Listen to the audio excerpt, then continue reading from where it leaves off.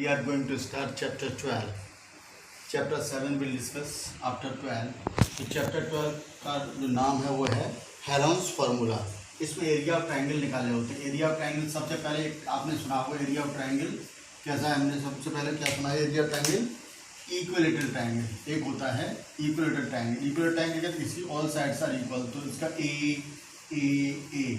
इसमें आपने तो इसका एरिया होता है √3/4 इंटू साइड स्क्वायर। एक और पड़ा दूसरा right triangle, area of right triangle. Right triangle में क्या होता है, एक बेस होता है और एक परपेंडिकुलर बेस और हाइपोटेन्यूज होता है। तो इसका एरिया होता है 1/2 base into height. Base into height 1/2 base ये हो गया, height suppose that is H, तो ये भी एच कर सकते हैं। यहाँ पर बेस हो गया हमारा बी और हाइट हो गई हमारी एच। ये हो गया राइट ट्रायंगल। ये कैसा एरिया इक्विलेटरल ट्रायंगल है, ये कैसा है राइट ट्रायंगल है।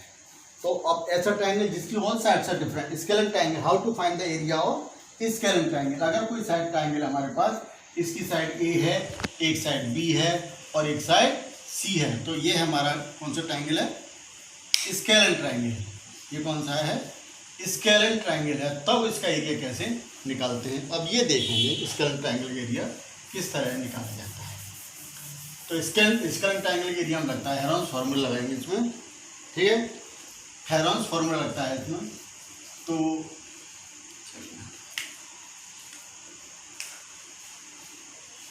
हेरोन्स फार्मूला में क्या होता है, इसके लिए होता है सबसे पहले निकालते हैं S is equal to A plus B plus C upon 2।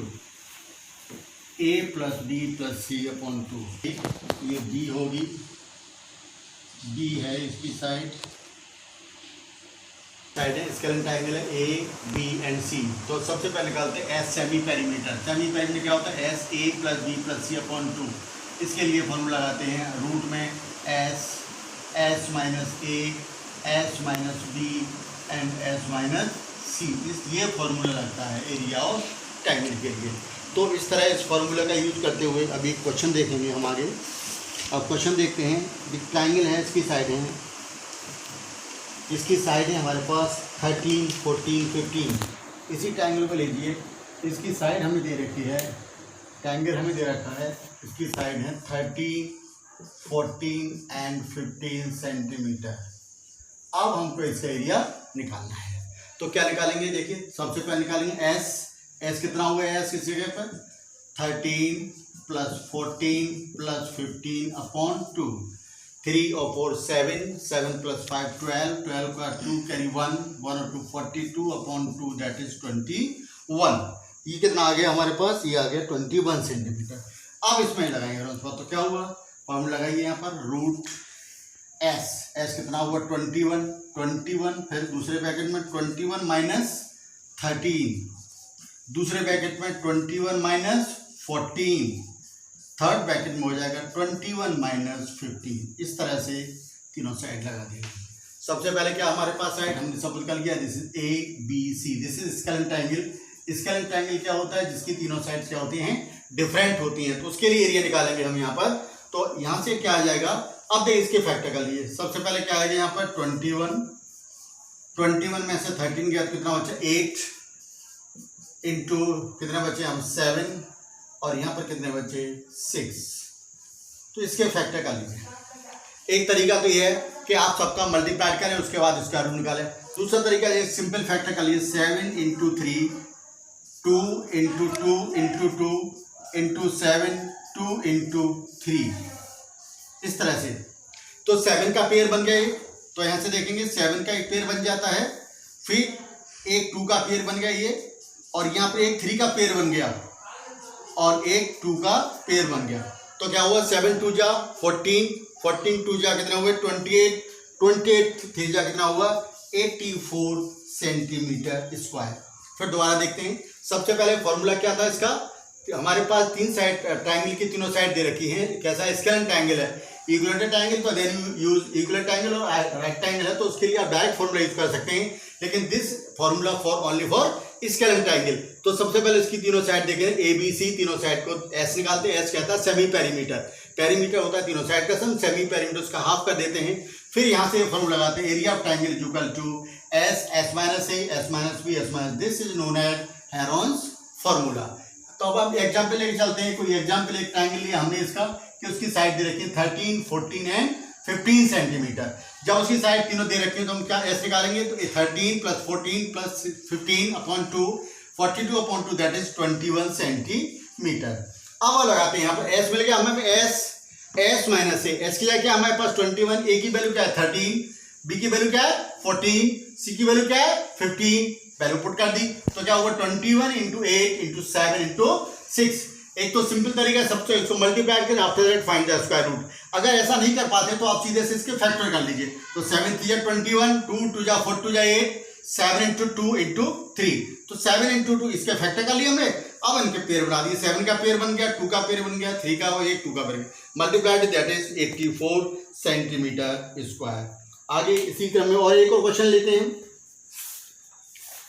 एक और क्वेश्चन देखते हैं इसी तरह का निकालेंगे। तो अब इसकी साइड दे रखी है हमें कितनी है, एक ट्रायंगल है कोई हमारे पास, इसकी साइड दे रखी है, देखिए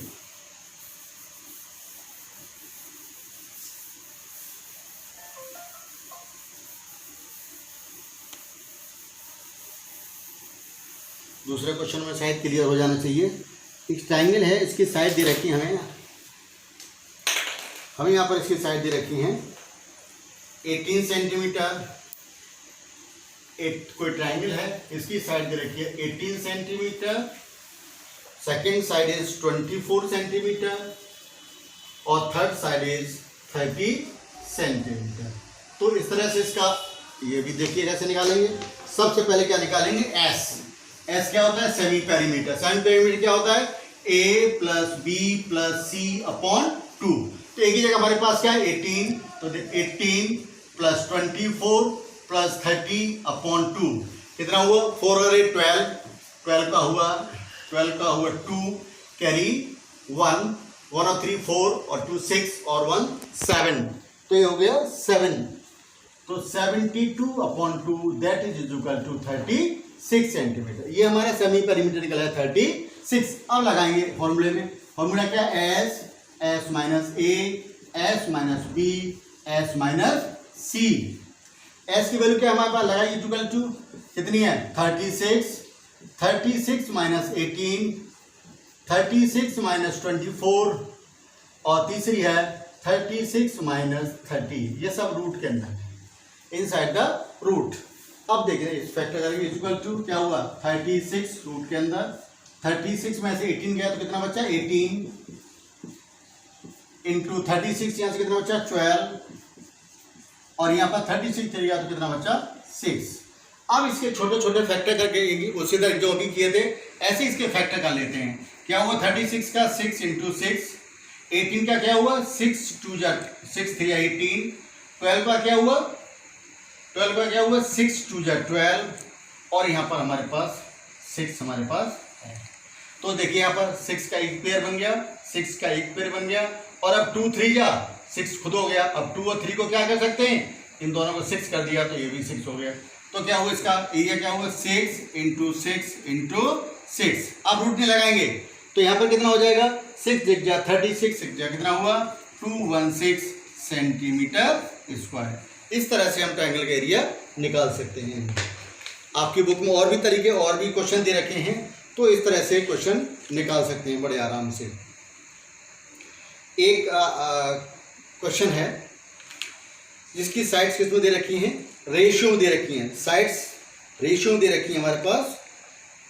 तब उसकी क्या कैसे साइड है, साइड हमारे पास उसकी साइड दे रखी हैं 13:14:15, उसकी साइड हमारे पास रेशियो में दे रखी हैं और उसका पेरीमीटर दे रखा है हमारे पास। तो हम उससे किस तरह से निकाल सकते हैं, ये भी निकाल सकते हैं इसको। अच्छा जी, दूसरा है इसी में एक क्वेश्चन है और आगे चलते हैं। एक उसमें सवाल दे रखा है आपका कि